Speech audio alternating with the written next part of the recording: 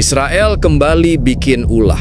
Tanpa banyak peringatan, militer Israel langsung memblokade jalur perbatasan yang berdekatan dengan Mesir. Tujuannya jelas, menghentikan masuknya bantuan kemanusiaan Mesir ke Palestina. Tindakan ini bukan hanya sekadar operasi militer, melainkan sebuah pesan keras bahwa Israel tidak peduli pada tekanan internasional maupun suara dunia. Mesir langsung meradang.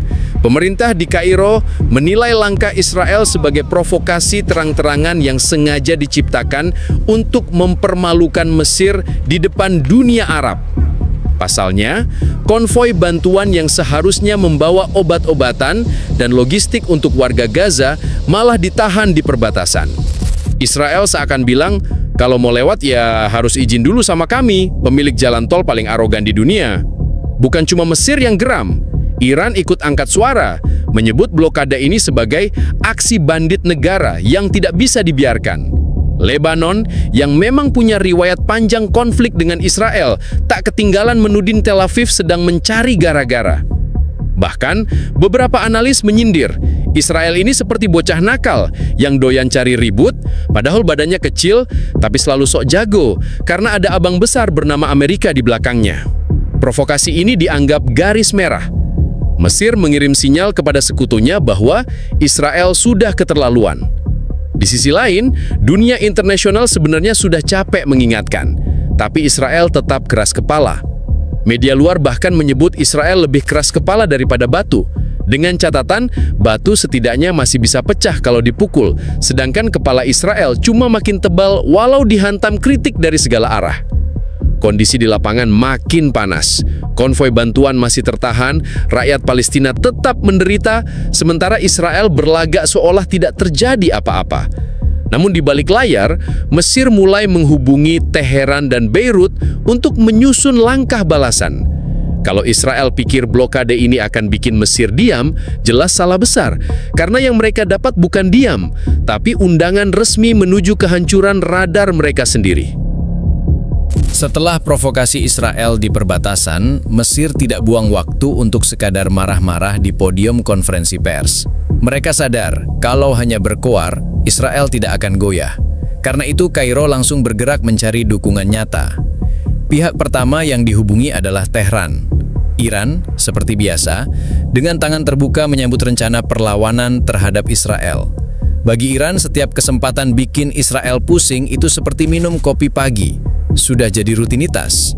Tak berhenti di situ, Mesir juga menjalin komunikasi intens dengan Lebanon. Hizbullah yang selama ini jadi duri dalam daging Israel di utara, merespons lebih cepat dari dugaan. Kami sudah siap, tinggal bilang kapan. Begitu kira-kira jawaban mereka. Dalam waktu singkat, sebuah koalisi tak resmi tapi efektif mulai terbentuk, Iran, Mesir, dan Lebanon. Israel sempat meremehkan rumor ini. Mereka menganggap koalisi tersebut tidak lebih dari gertakan politik. Namun kenyataannya, rencana operasi sudah mulai digodok. Koordinasi militer lintas negara dilakukan secara rahasia, memanfaatkan jalur komunikasi yang sulit dilacak oleh intelijen Israel. Ironisnya, Intel Israel malah sibuk nyari akun TikTok bocil Palestina, ketimbang nyadar kalau 3 negara lagi ngitung titik koordinat buat ngehajar radar mereka. Sasaran utama disepakati, pusat radar Israel di Tel Aviv. Fasilitas itu dikenal sebagai Mata Iron Dome, sistem pertahanan yang selama ini jadi kebanggaan militer Israel. Analis militer menyebut langkah ini berani sekaligus cerdas. Sebab, begitu radarnya hancur, Iron Dome akan lumpuh, layaknya komputer tanpa layar. Sementara di Tel Aviv, para pejabat militer Israel masih sibuk berdebat soal siapa yang harus tanggung jawab dengan blokade di Mesir. Mereka tidak sadar bahwa waktu mereka tinggal sedikit. Koalisi 3 negara ini sudah sepakat serangan bukan lagi pilihan, tapi keharusan. Singkatnya, Israel sibuk pamer otot di perbatasan, tapi lupa kalau lawannya bawa palu godam. Dan begitu palu itu diayunkan, tidak ada Iron Dome yang bisa menolak. Malam di Tel Aviv mendadak berubah jadi neraka. Tanpa peringatan panjang, puluhan rudal ditembakkan hampir bersamaan dari arah Mesir, Iran, dan Lebanon. Serangan ini bukan tembakan sporadis, melainkan hasil koordinasi militer yang rapi. Radar Israel yang biasanya sigap menangkap pergerakan proyektil justru kebingungan menghadapi serangan simultan dari 3 arah berbeda. Ledakan pertama terdengar di pinggiran Tel Aviv. Warga sipil berhamburan menuju bunker, sementara sirene peringatan meraung tanpa henti. Namun, kali ini, Iron Dome tak bisa bekerja maksimal.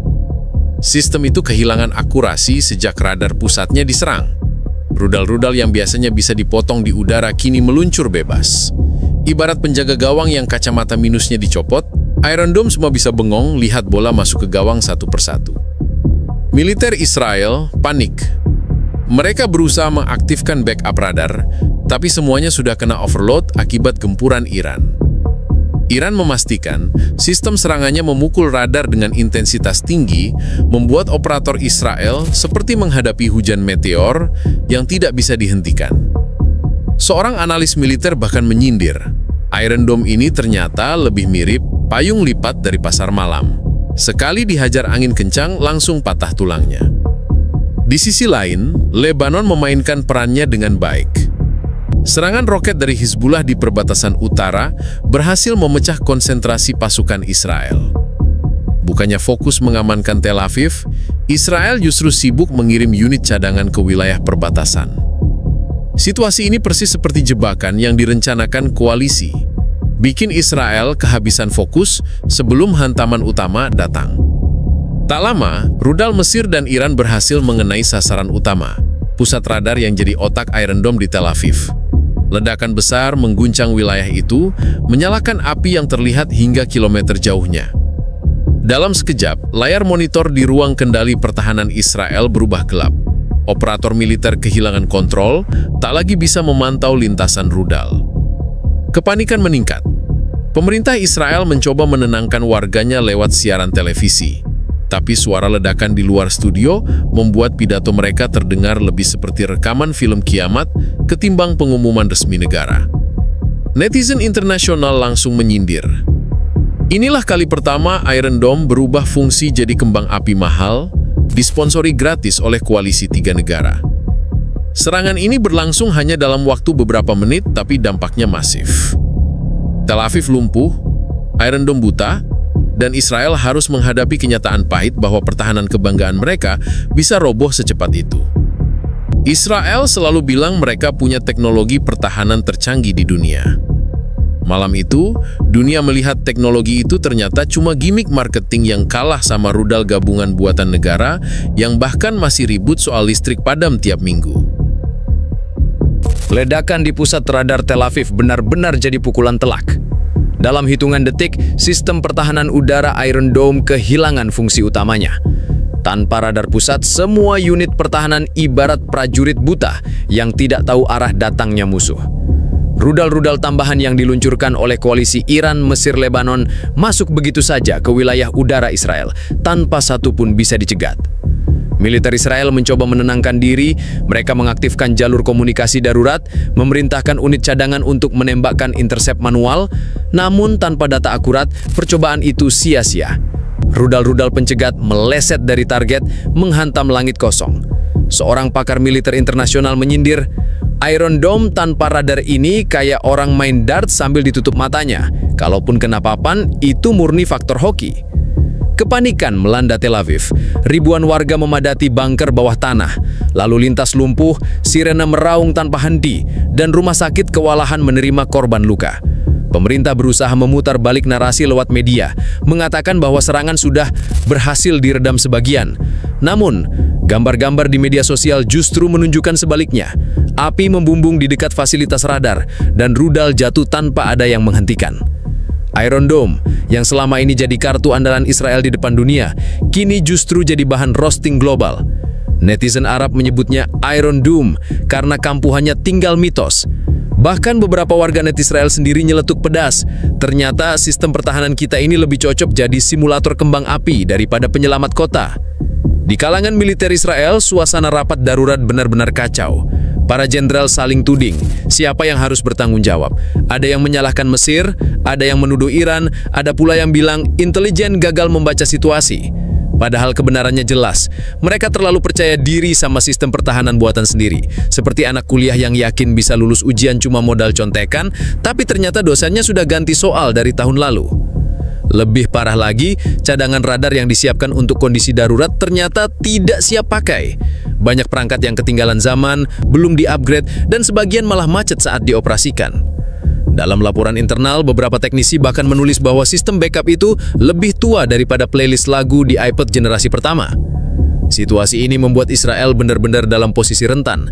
Tanpa radar, mereka buta.